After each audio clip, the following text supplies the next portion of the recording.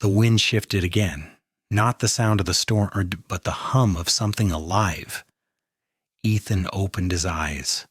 Snow had buried half the tower, yet the beacon still blinked, faint, red, steady. Ghost stirred beside him, ears twitching, nose lifted to the cold. Somewhere out there, the signal had changed frequency. He reached for the radio. Static, then a tone, a pattern he hadn't heard before. 3 short pulses, a pause, then one long. It wasn't random. It was a message. North Star, response channel, open. Ethan froze. His breath clouded the air. The voice was hers. Distant, but clear this time. Alive. He looked toward the horizon where the ice met the sky. For months, he had chased ghosts in the static. But now the signal was chasing him. Ghost pressed forward, tail stiff, eyes fixed on the far ridge. The light there flickered, not from the tower, but from deep beneath the ice. And Ethan knew. What they'd found before was only the echo. What was waking now was the source. Let's finish what we started. He turned up the dial. The signal screamed, and the journey began again. Anchorage wore stormlight like an old bruise. By late afternoon, the sky had sunk to a low pewter lid, and the city's edges blurred under blowing snow. The federal courthouse stood on its hill of concrete and conviction, windows lit in rows like teeth. Noah, Lila, and Kira moved against the wind across the plaza, a trinity of breath and purpose. Chain of custody, Lila said, patting the flat pelican case under her parka. Ledger scans, the neural interface unit, route tokens, warehouse photos. It's enough to punch daylight through DY-22. Daylight helps, Noah said, but storms make their own rules. Kira ranged a half step ahead, reading the crowd. The security guards hunched against cold, a knot of protesters with handmade signs, a news van shouldering into a drift. As they reached the metal detectors, a marshal glanced down and lifted a brow at the dog. She's service, Noah said, and smarter than most counsel. The marshal huffed something like a laugh and waved them through. Inside, heat peeled the ice from their coats in glittering flakes. Fluorescent light washed the corridors, as if truth were a surface you could sterilize. Lila guided Noah to an office on the 2nd floor with a glass door that read, Assistant U.S. Attorney, Alma Duarte. Through the glass, a woman with steel gray hair and a posture that wouldn't bend for God or gravity was scribbling on a legal pad. Duarte didn't look up when they entered. If you're selling miracles, she said, you're late. Evidence, Leela replied, sliding the case onto the desk. And a problem wearing a contractor's face. Duarte capped her pen and finally looked. Her eyes were sharp enough to nick. Dr. Chen, Mr. Rains. She nodded at Kira. And the witness I'm most likely to believe. Noah cracked the case, laid out the work, the sat phone, the ledger pages, the Dynetech box humming faintly as if it remembered commands. Duarte listened, hands folded, eyes moving like a judge weighing a life. When he mentioned Hawkins, she flinched. It was small, but it lived. If a witness is repurposed, she said carefully, we need corroboration that can't be argued into smoke. Lila slid over a thumb drive. Route tokens, a pointer labeled Anshore Bear, video of door 4, and a list of names. Her mouth tightened. They wrote him redeployed. Duarte drew a slow breath. We've suspected a carve-out like DY-22, but suspicion is for coffee rooms. This. She touched the stack as if it might bite. This is court. A knock. A deputy entered, snow steaming off his shoulders. Ma'am, marshals are fielding weird traffic. Power company reports instability downtown. Grid fluctuations like someone's leaning on the switch. Duarte's gaze ticked to the window, toward the low sky and the lines that stitched city to power. "We'll move fast," she said, returning to the table. "Emergency evidentiary. Hearing. Judge Klein will see what he can be made to see." She looked at Noah. "You willing to be sworn?" "I've already been," Noah said. Different altar. They were barely seated in courtroom 3 by dusk. The benches creaked under winter coats. The flag hung still. Judge Klein entered with the tired dignity of a man who has seen most kinds of weather and decided to remain furniture anyway. He looked over the docket, looked at Duarte, then at the defense table where 2 suits arranged their faces into skepticism. "We have a storm," he said, "and you have an emergency." Duarte rose. "Your Honor, this is a motion to impound and seal evidence pending grand jury review, and to issue temporary restraining orders against Northern Interior Logistics, Dynetech holding subsidiaries, and any federal carve-outs operating under the label DY22. The suits murmured. Klein pinched the bridge of his nose. "Carve-outs. I've lived to see the day we litigate ghosts." He flicked his eyes to Noah. "Mr. Raines, you're the witness?" "Yes, sir." "Step up." Noah swore in, voice steady. Kira lay at his boots, head on paws, eyes sweeping the room. The storm pressed a palm against the windows, testing the seams. Duarte took him through the spine of the story without wasting cartilage. Ambush, cedar, Kira's rope work, the truck, the sat phone, the outpost, the anchor warehouse, Hawkins. With each fact, she placed an exhibit, and with each exhibit, the courtroom felt less like a theater and more like a room where the floor could hold weight. When she set the neural interface box on the evidence cart, a murmur passed like a draft. The defense rose. "Objection, Your Honor. Foundation as to what that device is." Duarte's chin lifted a millimeter. "We will lay foundation through Dr. Chen." Klein nodded. "Proceed." Lila testified in sentences that landed like nails. Procurement trails, firmware hashes, the message, frost bind. She spoke tech the way a farmer names weather, not to impress, but to survive it. The defense tried a sneer about speculative cyber inferences, but Klein cut it off with a look that suggested he'd been raised by grandmothers and would brook no disrespect for useful work. Duarte slid the ledger pages into the record. "And the names, Your Honor." The storm chose that moment to gutter the lights. They flickered, dimmed, came back. The bailiff glanced toward the ceiling like a prayer. "Get the power company on the line," Klein told the clerk. "I don't care if you have to call their mother." The defense seized the lull. "Your Honor, all this alleged evidence is derivative of a break-in. The warehouse was private property leased by a logistics firm, fruit of the poisonous." The lights died. Not a flicker, a stop. The room exhaled as one organism. Emergency panels coughed up red along the baseboards. Somewhere distant, a generator tried and failed. Outside, the wind's voice got louder, the way a liar's does when the microphone cuts. A door at the back of the courtroom opened. Snow came in on boots and orders. A man in a black parka with a little too much confidence stepped into the red glow like a stage he'd booked. He wasn't a lawyer. He wasn't a deputy. He wore his smile like an old scar. Silas Marrow removed a glove as if undressing a threat. "Apologies, Judge," he said, voice mild enough to cut. "Grid's a mess tonight. I thought I'd save us time."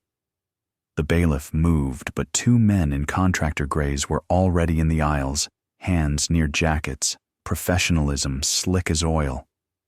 Klein's face didn't move. "Mr. Marrow, if you take one more step, you'll learn how quickly contempt can be measured." Marrow put both hands up, each empty, palms lit red. "No need for heat. I've come to help." Duarte's laugh was winter. "You don't own this room. I own very little, Marrow said. I lease talent, I rent corridors, I clean up after programs too ambitious to live under their own names. He tipped his head at the exhibits. And I recycle, efficiently. Noah felt Kira's body harden against his boot. Marrow's eyes landed on him and brightened like a lab result.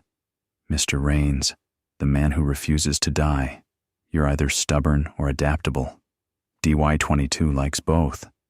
DY22 eats what it can't earn, Noah said. Marrow's gaze slid to the neural interface unit. He clucked his tongue. You found one of the old toys. Dog collars for the loyal. We've improved them. He glanced at Kira. Some models resist. The bailiff's hand sat on his holster now. The contractors smiled in ways that said they'd rehearsed this posture in mirrors. The red baseboard lights cast everyone into the same color, a democracy of blood. Klein spoke like a gavel. Mr. Marrow, you have 30 seconds to leave before I teach your men about jurisdiction using an anatomy lesson. Ms. Duarte, proceed with your motion. Clerk, get me a pen that writes in the dark. Of course, Marrow said, bowing like a man doing math in his head and liking the sum. One last courtesy, then. He reached into his coat. Kira launched. She reached him before anyone remembered breath. Her body hit his thigh like a verdict, teeth bared, eyes bright with that old river light that had pulled Noah out of black water years ago. A contractor yelped and drew. Noah was already moving. Don't, he snapped, voice so flat it sounded like weather. His pistol pointed at the floor, but his eyes did not. Nobody shoots. Marrow didn't fight. He stood very, very still, hands spread, dog anchored to his leg by the authority of her jaw. Easy, Noah murmured. Kira. Her ears flicked. She released, stepped back, growled without theater. The red lights stuttered. Somewhere outside, a transformer gave up. Marrow looked down at the tooth marks in his wool with academic interest. Good girl, he said, softly, without mockery. True loyalty has to be earned, not coded. Leave, Duarte said. Now. He took one slow step back, palms still open. You can win tonight, he said to the room. You can even sign papers, but you can't prosecute a storm. Programs like DY22 aren't crimes to be indicted. They're weather systems. You don't jail weather. You endure it or you learn to sail. Or, Noah said, you cut its power. He held Marrow's eyes until something unperformed passed between them. Recognition, maybe, or a note two instruments can both play. Then Marrow back to the doors, his men retreating with him. The heavy wood swallowed them, then thumped under the wind. Half a minute later, the lights returned in an ugly white blast that made everyone squint like waking. The heater coughed to life. A collective laugh broke and died. Nobody trusted it. Klein didn't smile. Ms. Duarte, he said evenly, your orders are granted. Impound, seal, TROs across the board. I'm assigning armed marshals to escort this evidence to a federal facility not leased to ghosts. Mr. Rains, Dr. Chen, do not leave the building without 3 bodies between you and the weather. He signed in a tight script that feared nothing but sloppiness. The clerk stamped. The sound was sweeter than choir. As the courtroom emptied, defense muttering, press sniffing for headlines that wouldn't fit on screens. Noah felt the backs of his knees go weak. He knelt so he wouldn't sway. Kira nudged his jaw with her muzzle. I'm here, he whispered into her fur. I know. They walked the corridor toward the evidence room, under a guard phalanx that felt like an apology. Duarte peeled off to brief marshals. Lila fell in beside Noah, fingers tapping restless code against her thigh. Marrow didn't come to lose, she said. He came to measure. Then let him bring a ruler, Noah said. We'll break it. They were 20 steps from the secure door when the building trembled. Not power, not wind, something closer. A hum that rose past hearing and back down again, felt more than heard. Kira froze. Her head turned toward the stairwell. A woman in an FBI windbreaker stumbled out, face pale, hand clamped to her side. Blood seeped between her fingers like a slow red glove. "Help," she said in a voice that belonged to people who'd been taught not to say that. "They're in the generator room. They're—" A second figure poured out of the stairwell behind her. Contractor gray, pistol up, sighting over her shoulder at the world. He saw Noah, saw the marshals, and did the worst math of his life. He fired. The round should have taken the agent in the spine. It didn't. Kira moved like a decision. She shouldered the woman aside and took the bullet along the line of her ribs. The sound it made, the wet slap of metal redirected by muscle and miracle, will live a long time in Noah's skull. Everything after, that happened in the quick, choreographed way of practiced crisis. The nearest marshal put the contractor into the wall with 3 steady shots. Lila caught the agent under the arms and dragged her behind the column. Duarte appeared from nowhere with gauze and orders. Noah hit his knees beside Kira and felt the world unmake itself around a wound. "Stay," he told her, fingers already pressing, his voice so calm it frightened him. "Right here, Kira, with me." She licked his wrist, eyes clear, breath quick. Blood oozed and slowed under his hands. He could smell the copper and the cleaner they used on courthouse floors, and the cold that still lived in their coats. The agent blinked up at him, face bone pale. "They were going to blow the backup," she said hoarsely. "I tried." She swallowed. "I'm Emily Vale." "Emily, I'm Noah," he said without looking away from his dog. "You did good. You're still doing good. Breathe." Her eyes skittered to Kira. She chose you," he said. "So we will too." A medic team slid in like choreography with wheels and clamps. Lila's hands were steady on the pressure. Duarte snapped at a marshal. "Lock the plant. Bring me whoever breathes near a wire." Kira's breath hitched and settled. Noah felt the tremor of pain pass through her like a wave through muscle. He moved his hand to keep pressure and to let his palm rest over her heart. It was there. It stayed. The medic looked at him. "We need to move the dog." "You'll move me too," Noah said, not looking for permission. They went as a unit down the hall in a ridiculous holy procession: gurney, medkit, dog, man, woman, law. At the service elevator, the lights hiccuped again, and the medic swore like prayer. "Stairs," he said. "We've got it." Lila caught Noah's shoulder. "Go," she said. "I'll ride the evidence. Duarte will send marshals with me." He nodded. There was nothing else to do that wouldn't lie. Find where Marrow leaned on the grid. "I'm already looking," she said, eyes gone to war. The stairwell was a wind tunnel of bad air and echo. Emily Vale's breath rasped behind them. "Why?" she asked the wall more than him. "Because storms test who we are," Noah said, "and because she thinks you're worth the bullet." They reached the basement, where an improvised triage had grown out of carts and conviction. The medic slid Kira onto a table, irrigated, assessed. Through and through along the rib, no lung, lucky. "Not luck," Noah said. Her aim. He stepped back, because men step back when professionals need a square foot more gravity. He braced his hand on the cool cinder block and finally let his breath come ragged. The world narrowed to the sound of clamps, and Kira's stubborn heart insisting on its next beat. Emily Vale eased down on a chair, color crawling back into her cheeks. "I was supposed to escort a witness," she said, The call came from my SAC.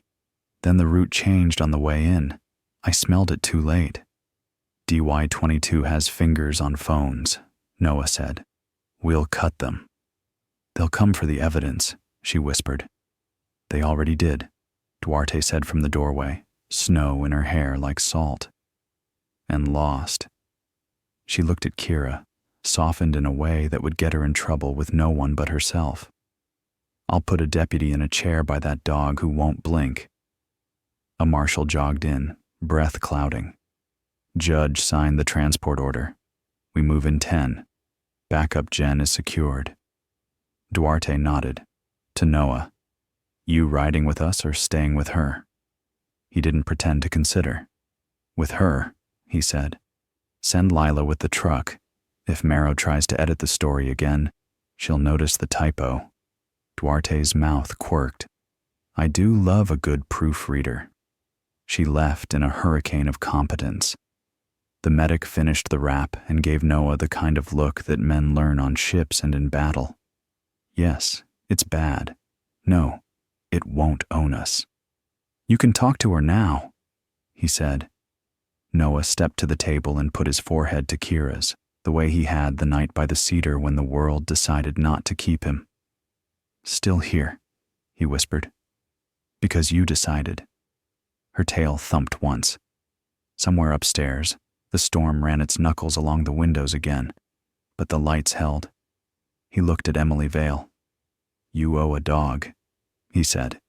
I owe a life, she answered. No difference, he said. In the loading bay, 10 minutes later, marshals rolled 2 crates into an armored truck, one humming faintly, one heavy with paper. Lila climbed in, jaw set, eyes already hunting patterns in the night. Noah watched the doors thud shut and felt that familiar mixture that men feel when they can't be in 2 places at once. Fear, trust, prayer. The truck pulled into snow that decided to be not just weather, but a test. Red and blue lights ghosted across the walls. The bay door rattled down. Noah returned to the triage room where Kira slept under drugs and duty. He pulled up a metal stool and sat. Long night, Emily said. The longest, he said, but morning's come. He rested a hand on Kira's shoulder and let the storm talk to the building. Some nights the only victory is to keep breath moving from one person to another, from dog to man, from witness to truth. This would be one of those nights.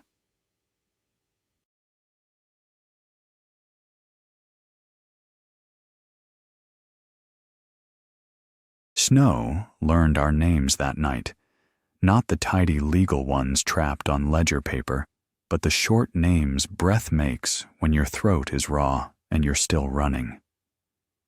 By the time the armored truck cleared the courthouse ramp, Anchorage was a bowl of light drowned under gray. Lila rode in the back with 2 marshals in the crates, one humming Dynetech, one heavy with pages that could tilt a country. She kept a glove on the neural unit, like you'd keep a hand on a sleeping child's back. Steady, she whispered, though the box had no ears. Convoy route? She asked. North spur to the parks, then west cut, the senior marshal said. Storm doors at mile 18 if the grid goes stupid again. Grid is already stupid, Lila muttered, tapping a window. Assume eyes on us. They rolled past plow stacks and shuttered diners. The radio hissed weather, and then Almeida, one of Duarte's, cut through. Unit 1, you've got a shadow 2 blocks back. Gray Tahoe, no plates. The marshal checked his mirror. Copy. Lila opened her laptop on battery miser mode and watched a map that didn't deserve her trust. A dot a block behind them mimicked their turns like a bad punchline. She felt the tickle at the base of her skull that meant code was nearby, humming like a bee that didn't believe in flowers. DY-22 loves remote hands, she said. Expect a lane closure that wasn't there 10 minutes ago. Roger that. We'll take the Ridge Road. Ridge is worse for snow. Better for sight lines. Outside, the city thinned to warehouses, then trees. The road climbed into a switchback ribbon cut into the shoulder of the Chugach, snowbanks higher than headlights, spruce bowing under the weight. The Tahoe kept respectful distance, the way a wolf will pace you without spending calories. Lila texted Noah, "Ridge route, shadow on us." The dots turned to delivered. She pictured him in a fluorescent basement with Kira's heartbeat under his hand and a medic's voice saying good or lucky or both. The truck hit mile 14 and the world changed. Snow didn't fall from the sky anymore. It blew sideways, ground up by wind into smoke. The lead marshal leaned into the glass as if that might bend physics. Visibility 3 car lengths. If we lose the shoulder, we... The radio screamed feedback. Then a flat voice. Unit 1, stop. Repeat, stop. Slide risk increased. Risk is always increased, the marshal said, foot easing off the gas. We creep. Do not, the voice began, and then the mountain spoke. It doesn't sound like thunder. It sounds like a wall finding out it's a river. The first fracture ripped across the slope to their left, a white seam unzipping stitch by stitch. Snow below it shivered, then liquefied. The marshal didn't swear. He did something worse. He went very quiet. Hold on, he said, and put the truck into a controlled prayer. The slide came down in tears, slow at first, then with the greedy acceleration of anything that has learned it can win. It hit the road 50 yards ahead and rolled over the guard posts like bread dough swallowing raisins. Reverse, Lila said, already bracing the crates. Road behind? The driver asked the mirror. The Tahoe behind them had chosen that moment to discover the limits of rear-wheel drive. It fishtailed across both lanes, blocking the retreat. Lila saw faces, contracts and cold, inside it. She didn't see weapons, but she saw men who believed in their luck. Hold, the marshal said again, not to the slide, to his own hands. He backed them to the least wrong angle and let the avalanche pour until it decided it was bored. The radio tried again through static. Second slide predicted, crown fracture above mile 13. If you are between them, we are, Lila said. Seek higher ground. The slope on the right rose like a shoulder out of the road cut. There was no higher ground that didn't involve climbing into wind with crates that weighed more than arguments. The marshal eyed the turnout 20 yards back, a plow lot shoveled clean yesterday by a man who believed in tomorrows. We make the lot, he said. They did, barely. The Tahoe jumped forward like a surprised animal and slid into the new pile, nose first, men bailing out with that loose run people do when they've never fallen properly. Lila watched them and knew the math. Not a hit team. A follow team waiting for a hit that hadn't arrived yet, which meant the hit was for the mine. Marrow's erasing sources, she said into the cab. He'll bury the shaft, make it look like a mercy slide. The marshal keyed the radio. Courthouse, this is Unit 1. Avalanche on ridge, holding in plow lot. Request additional units and a rescue call for mile 20, Old Mine Road. The radio coughed and delivered Noah's voice, rough with running. Lila. Here, she said. Stay put, he said. They're going to knock the mountain. We're 15 out. We. Me, Kira, and an agent who refuses to die quietly. Emily Vale's voice came faint behind his. Protocols are for days with sun. Sirens bled under the words. Lila closed her eyes for half a beat and let the cocktail of fear and faith settle where it needed to. Copy, she said. We'll keep the gospel. The what? Emily asked. Never mind, Lila said. Just hurry. At the courthouse loading bay, the world had learned to breathe again. The medic let Kira stand on her own. A careful test. She bore weight, rib-taped, breath deep. Noah checked her eyes and found dawn in them. "You're not cleared for heroics," the medic said. "Define heroics," Noah said, clipping the harness. Kira leaned into his leg as if to say, "Define later." Emily Vale had color back and a bandage of her own under the windbreaker. She held out keys, the Ranger unit's Tahoe. "I should be on desk after NOIS," she said, "but I'm not that kind of should." Duarte met them at the door, breath blowing white like a censure and a blessing. "Transport's holding. Klein ordered Doe T to freeze the mine road, but the state got there late. If Marrow lights that slope, he'll take out the shaft and whatever men he sent to wash the scene." "His own?" Emily said. "He likes clean margins," Duarte said. "Do what you do. Bring me the truth alive." "Copy," Noah said. They drove into weather that had decided to audition for a part it already had. The wipers worked like men on old oars. Kira stood braced, eyes forward, every motion calculated into stillness. Emily took the switchbacks clean and mean. She'd done this dance before, and the mountain could feel it. At mile 17, the scanner caught a Ranger channel. Ward's men. A voice Noah didn't know said, "Charges heard above the shaft. We've got 2 deputies trapped near the outflow culvert snow collar building." "Keep them breathing," Noah said into a mic he didn't own.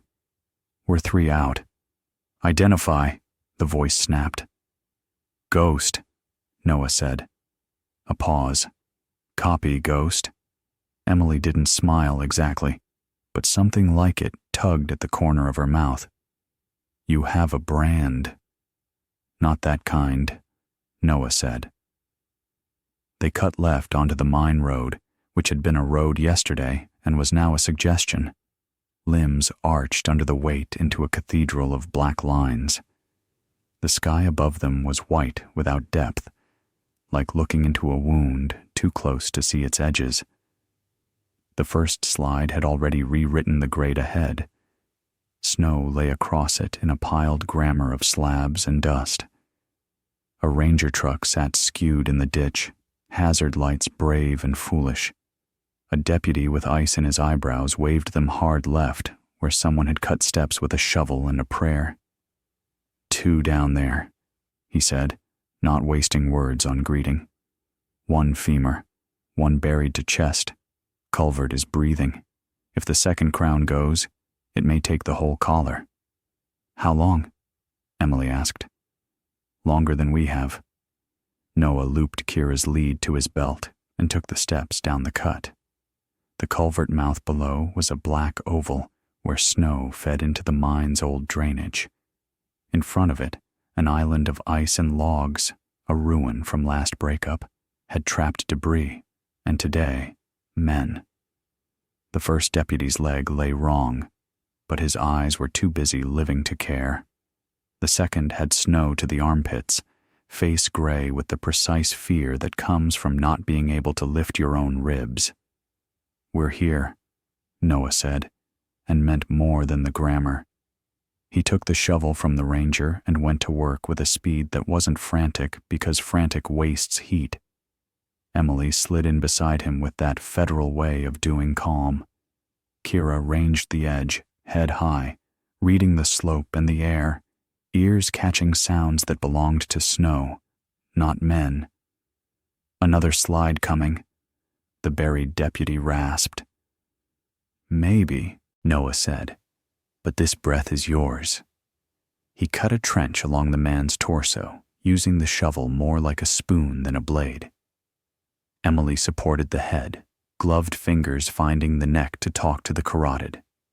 The femur man gritted into a stick and then relaxed because men relax when other hands decide to carry. A low, sick roar moved through the trees above, a sound like a cough the size of a hill. Kira's ears stabbed forward. She turned and barked once, sharp as a whistle. Noah didn't look up.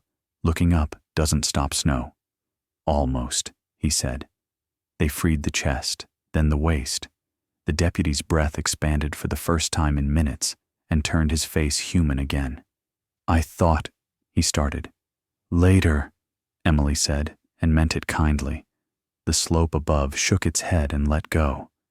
The second crown fracture released small at first, a slough like flour off a baker's board, and then, finding luck, decided to be bolder.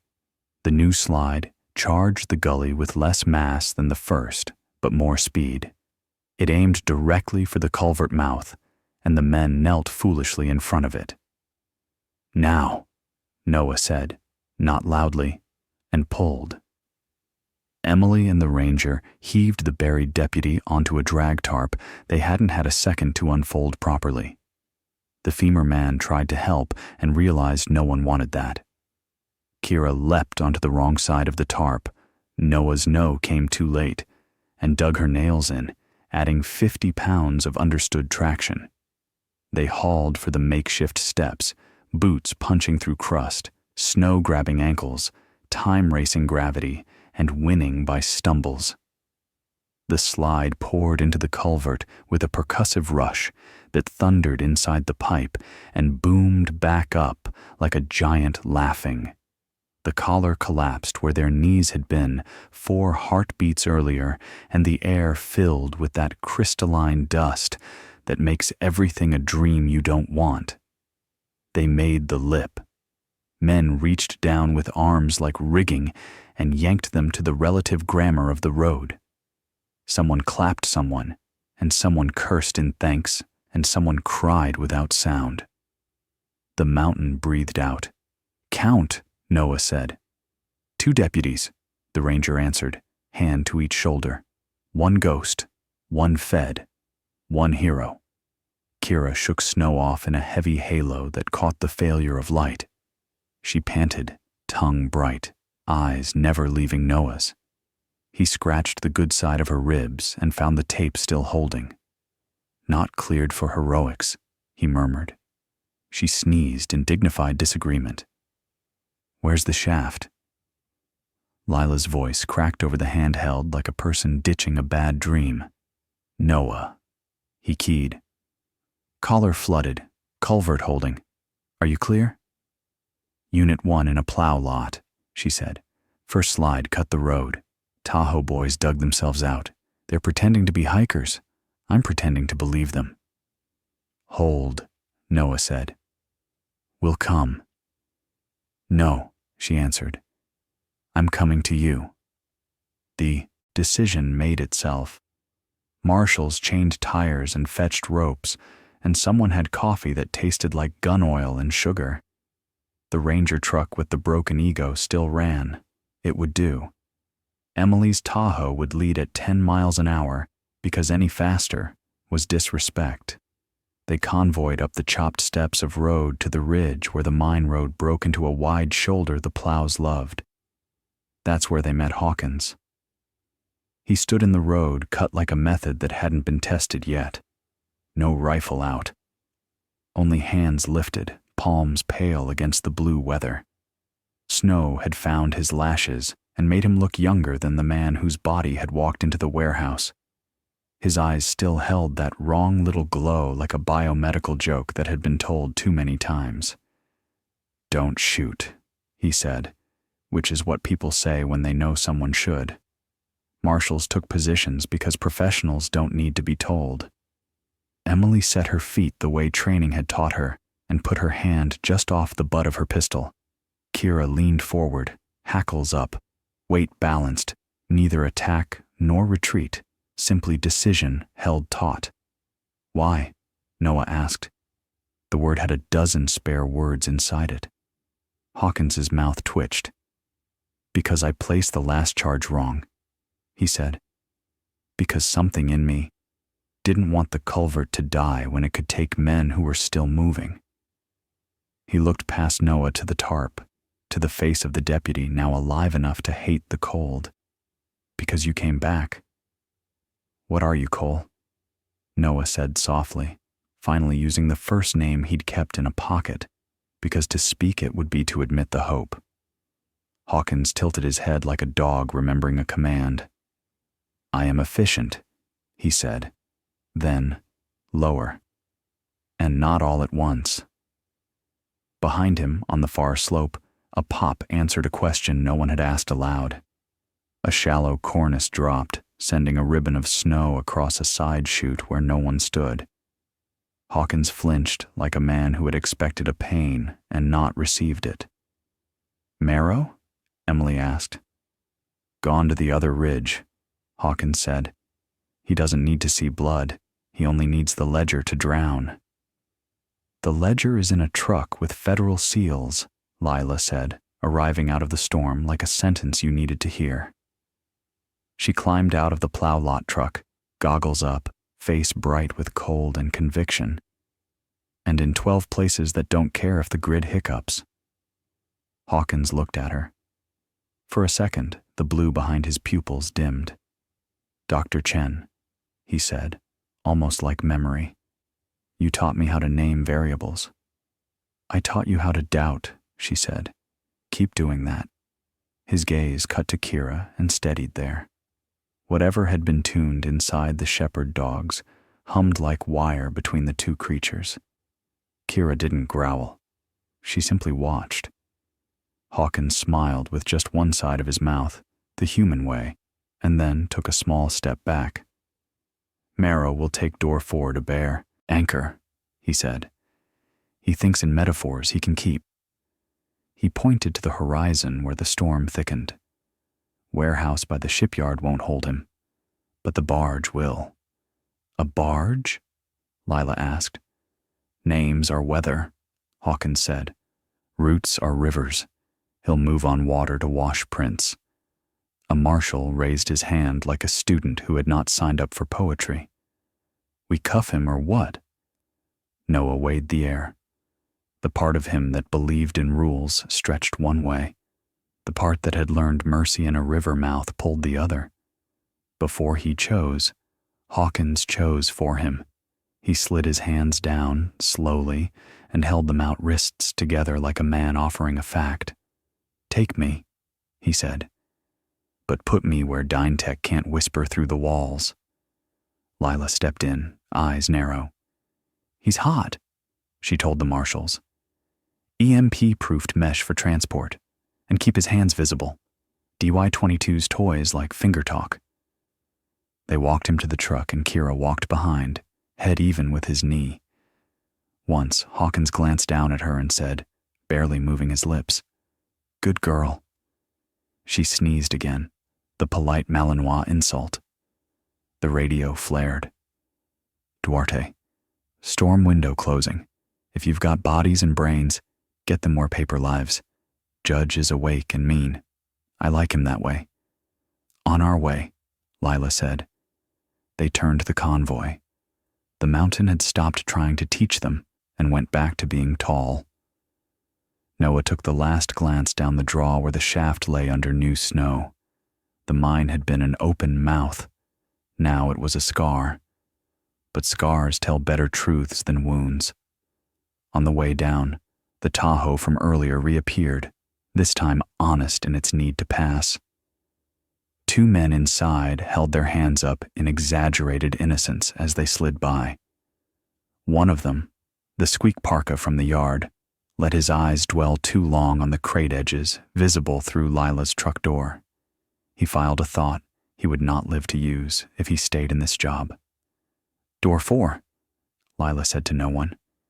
"Bear, anchor, barge." "Tomorrow," Noah said. "Tonight," she corrected, watching the storm. Kira laid her head on Noah's thigh and finally let exhaustion admit itself. He stroked the line of fur avoiding tape and felt a steady, stubborn beat under his hand. Avalanche gospel. Everything false falls. What remains is what can carry weight. They reached the courthouse as lights failed, and returned, and failed, and returned, like a man learning to forgive. Marshals hustled Hawkins through a door that had learned too many secrets. The deputies went to a clinic with hands on shoulders and the kind of laughter you hear at funerals right after the hymn. Emily Vale filled out a form that would birth 5 investigations and kill 3 careers. She signed without shaking. Duarte stood at the base of the stair like a conductor who has, at last, the right orchestra. "You brought me evidence, a witness and living people," she said. "You may keep your jobs." "We don't have jobs," Lila said. "Then keep your hands," Duarte replied. "I'll need them." Noah looked toward the windows where the city tried to be brave. He thought about water and routes and barge schedules and a man who still called him brother from behind blue-lit eyes. He thought about marrow and anchors and the way storms love to hide in metaphors. "Door 4, he said. "Blue lift," Lila answered. "Barge," Emily added. "Gospel," Duarte said dryly, and for once didn't sound like she was making fun. Kira sneezed a final judgment on bureaucracy and curled at Noah's boots, finally asleep. The mountain had preached. The city would answer. Morning, if it came, would have to learn their names. Anchorage's shipyard wore the storm like a borrowed coat. Sodium lamps smeared halos in the blowing snow, and the cranes stood like iron clerics blessing the harbor with rusted hands. The signs Lila had been collecting, the ones that felt like metaphors until they weren't, stacked into a single arrow. Door 4, blue lift, barge. Bear anchor, Emily read off the peeling stencil on the chain link as they reached the perimeter. He really did name the hiding place after a riddle. "Criminals are romantics with invoices," Lila said, shouldering her pack. "He thinks poetry keeps him safe." Kira nudged Noah's knee, breath warm through the frost. She wasn't cleared for heroics. She came anyway. They moved along the fence where sea ice bucked against the pilings. Door 4 faced the water, a corroded rolling bay with a dent like a fist had tried to reason with it. Beside it, the blue freight lift shook in the wind, its cage dusted white, a frozen tongue of metal licking at the second floor. "Up or through?" Emily asked. "Through," Noah said, working the rolling door's latch with gloved patience. The storm hissed disapproval. Metal squealed. Inside, the warehouse smelled like brine and ink. Pallets of drums sat in long aisles, each stamped with shipping codes that meant everything and nothing. Fertilizer if you squinted, rare earth if you knew how to read the lie. Footfalls above, a radio cracking orders. 10 minutes, push with tide. Marrow will join on the slip. Barge window, Lila whispered. He'll ride the ebb to the outer bay, then transfer to a pilot skiff. Clean water, clean books. Kira's ears slashed forward. She trotted toward a stair scabbed with salt.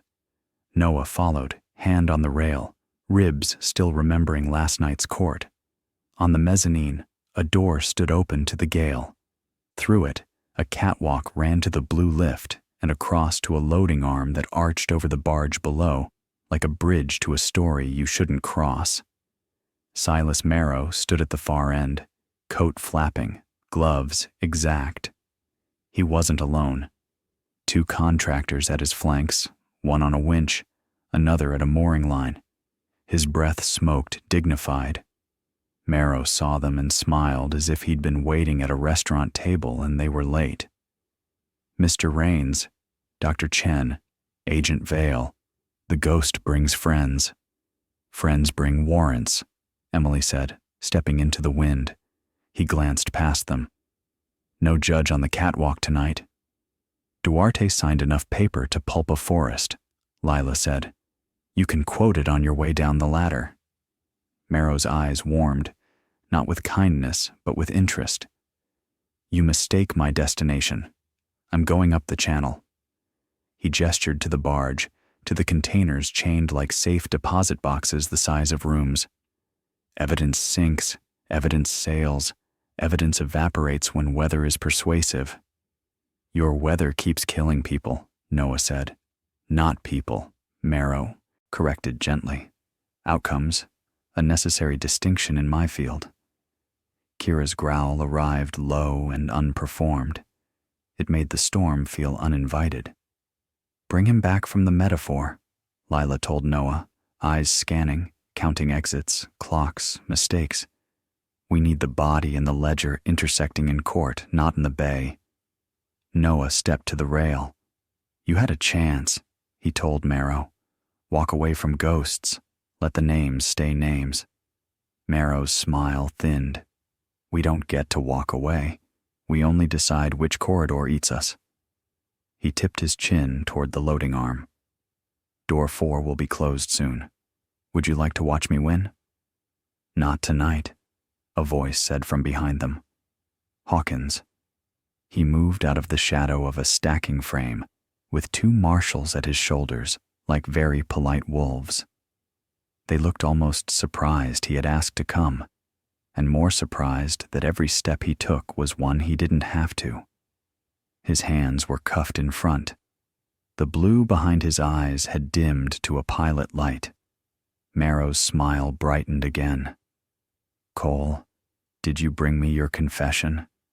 I brought you the thing that broke, Hawkins said. His gaze flicked to the loading arm controls, a box wired to the lift with a harness of cables, frost beaded on the buttons. You set your safeties wrong. Marrow spared the control box a glance full of contempt for imprecision. I hired men who could read weather. I did not hire poets. Poets notice hinges, Hawkins said softly. He stepped toward the box. The marshal stiffened. Noah lifted a palm. Wait. Kira's head tracked Hawkins's shoulders like a compass under a magnet. Hawkins didn't touch the panel. He pointed. You chained the secondary clutch to a manual override because the motor was binding. But your man looped the chain wrong. He flicked his eyes to the winch. If that chain slips when you load the forward container, the arm drops and torsions the lift. The cage will jam. If you're on it, you'll hang over the water, like an idea you didn't think through. For the first time, a precise, small line appeared between Marrow's brows. He looked at the chain. He looked back at Hawkins. And you're telling me this because... Hawkins breathed, and the exhale looked like a man remembering the shape his lungs were born to have. Because something in me is still inefficient. Lila's mouth quirked, grief and gratitude in the same muscle. Welcome back. Marrow's smile left. He lifted a hand. The winchman tightened the line. The barge drifted a foot, groaned against the fenders, tired and mean. We're past talk, Marrow said. Then let's move, Emily answered, because action is a language. Everything happened at once and in sequence, the way good endings do when the story has trained your eyes. A contractor reached inside his coat. A marshal's voice said don't at the exact same pitch Noah had used the night before. Kira launched, not at a man, but at the chain Marrow had mocked. Her jaws clamped on a loop that should never have been within a dog's height, and she yanked. Metal squealed. The loop skipped a tooth on the sprocket and bit into the right link instead of the wrong. The loading arm shuddered. The lift cage lurched half an inch, then caught true. Marrow blinked, annoyed at physics becoming opinionated. Now, Noah said, and ran. He didn't go for Marrow. He went for the cutoff, the red lever by the lift's base that would starve the motor of power and the arm of obedience. He hit it with the heel of his hand. The motor died into a hungry whine. The contractor finally found his courage and his gun. Emily found his wrist with a baton strike that turned his shot into a scream at the wind. A marshal cuffed him mid-profanity. The winchman looked to Marrow for orders and saw none. He ran and learned how catwalks punish hurry. Marrow didn't flee. He stepped forward instead, toward the barge edge, and rested his hand on the rail like a man greeting a friend. You can freeze pieces, he told Noah, as if resuming a pleasant conversation. You can embarrass evenings, but you cannot change the weather. DY-22 will not be tried in a room on a hill. It will be tried in 1,000 rooms you don't know exist. You built a maze, Noah said. We brought a dog. Kira held the chain until her jaw trembled, then released, tongue bright, eyes laughing at gravity. Hawkins moved without being told. He stepped to the control box and pulled the manual pins. The loading arm sighed and locked. For an instant, his face was all human. Marrow saw it. The slackening of the blue. He cocked his head, almost tender. You're breaking, Cole. Hawkins met his gaze. I'm choosing. Marrow's hand came up, a little remote, no bigger than a matchbox. One note, he said. For old times. He clicked. Nothing. Lila smiled like a storm bit its own tongue. We pulled your RF board out of the Dyne-Tech unit at court, she said. You can't sing to your toys tonight. Marrow's teeth flashed in something very far from mirth. Then we'll play an older song. He moved fast for a man who believed in philosophy. He vaulted the rail to the barge and sprinted for the shoreward end where a pilot skiff was moored like an exit clause. Noah followed, boots slapping iron, breath tearing white ribbons into the gale. Emily's footfalls matched his. Kira hit the barge with a thump that rang the hull and made gulls lift, cursing into the night. The skiff's engine coughed as Marrow yanked its starter. Twice. 3 times. He muttered a word that did not belong on a resume. On the 4th, it caught. The bow line skittered off the cleat. Noah didn't jump to the skiff. He jumped to the rope, 2 hands, all his weight, and let it yank his shoulder into a white flare of old pain. He flipped the line around the post and sat with it like a bad friend who needed hugging. The skiff jerked and stopped, engine snarling, Marrow pivoting to slash the rope with a knife that had folded more letters than bread. A baton struck his wrist before the knife found the right angle. Emily again, federal and furious. The knife skidded under the skiff seat. Marrow backhanded her with the other hand and moved for the throttle. He forgot about the dog. Kira hit him center mass. They went down in a tangle that was not metaphoric at all. Noah climbed into the skiff and took the throttle away the way you take scissors from a stubborn child. He stepped on the kill lanyard. The engine went dumb. Emily leaned on Marrow's shoulder, with all the professional boredom in the world, while she recited rites he had heard before and never believed applied to him. On the catwalk, marshals were already moving men and metal into positions that would later sound like logistics, but were, in the moment, a choir. Lila appeared at the rail, cheeks striped red by cold, eyes bright with the knowledge that code and bone had teamed up and chosen to be better than their inputs. Hawkins stood by the control box with his cuffed hands at his chest and the exact posture of a man who has decided which way gravity falls. He looked at Noah and smiled without showing teeth. Noah nodded once. Everything inside him that had been braced since the cedar loosened one notch. There wasn't much poetry in the hours that followed. Marshals did marshalling, paperwork got stapled to other paperwork until the pile weighed enough to count as law, and a federal cage opened its door to Silas Marrow with the practical dignity of public steel. In courtroom 3 the next morning, Judge Klein drank coffee like it might fend off the cold forever. Duarte moved through the calendar like a woman getting the dishes done so she could sit with someone she loved in a quiet kitchen. When Marrow's case was called, the room did that thing rooms do when everyone knows they are looking at something larger than its parts and agrees to pretend they aren't. Duarte outlined the spine in a voice that didn't ask permission. The mine, the warehouse, the sat phone routes, the neural unit, the ledger of names, the attempted erasure on the ridge, the barge. She didn't add adjectives. truth had enough weight. Lila testified with the calm of a woman who had slept 2 hours and remembered that bread and water existed. She talked about hashes and tokens and missing packets with the clarity of a bell. Emily described a chain blown sideways, a hallway bleeding, a dog choosing to be bullet and bandage. The court reporter typed Kira with a capital K and didn't stop to wonder if dogs require honorifics. Hawkins took the stand last. Duarte didn't rush him.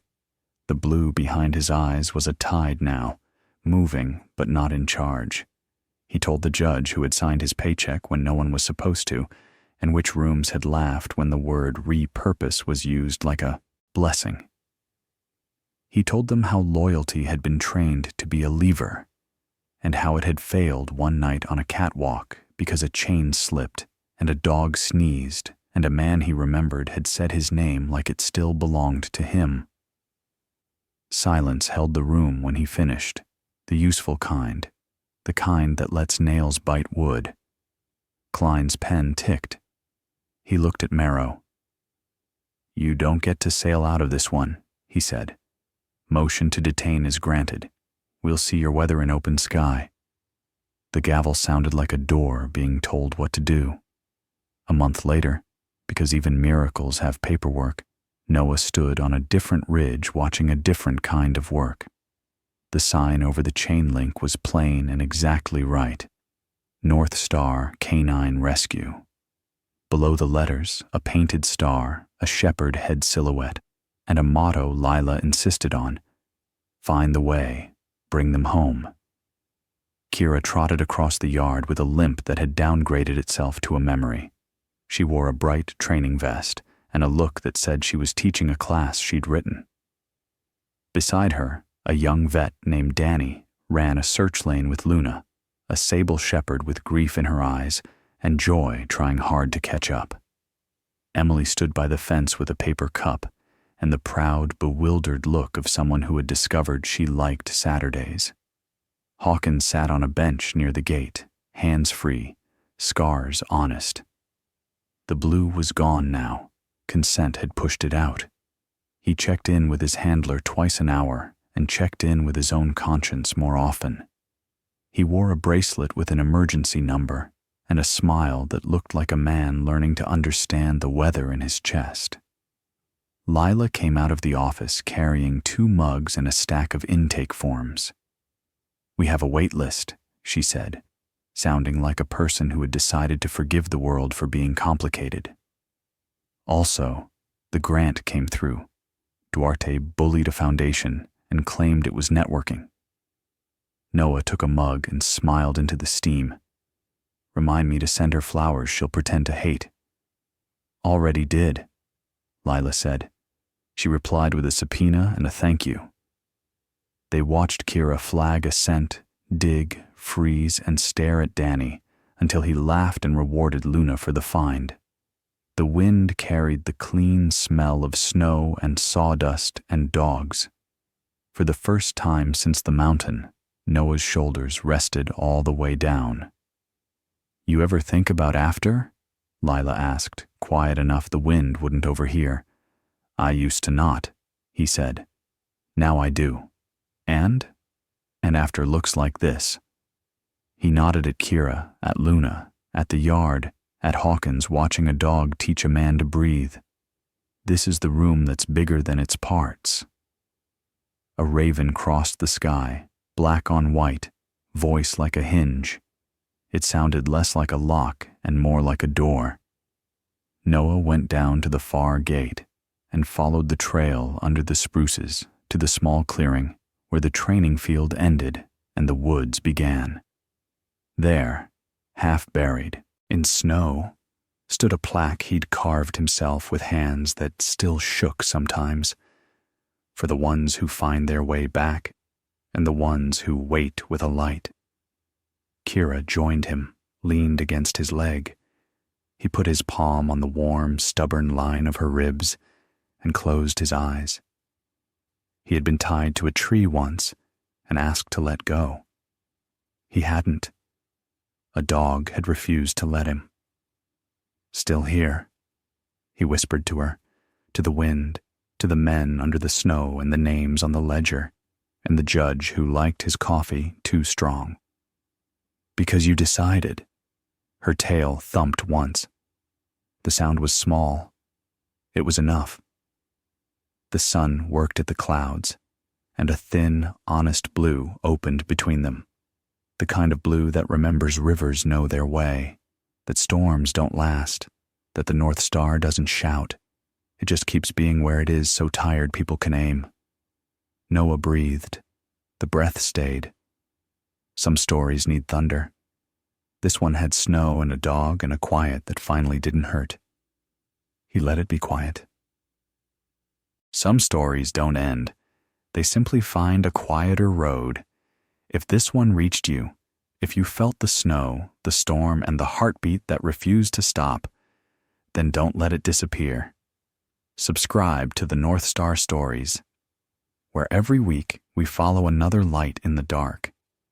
Hit that bell, share it with someone who still believes in loyalty, in hope, in the sound of a dog finding home. Because somewhere out there, another story is waiting to be found.